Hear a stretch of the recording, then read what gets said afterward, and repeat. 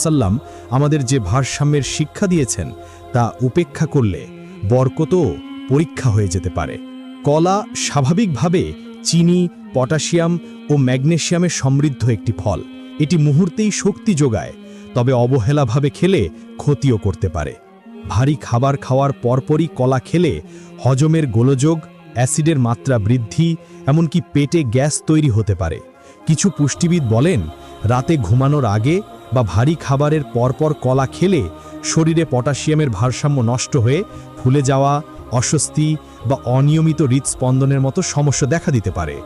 একটি ফল যা স্বভাবতই পবিত্র ও উপকারী, তাও ক্ষতিকর হয়ে উঠতে পারে যদি আমরা সচেতনতা হারিয়ে ফেলি।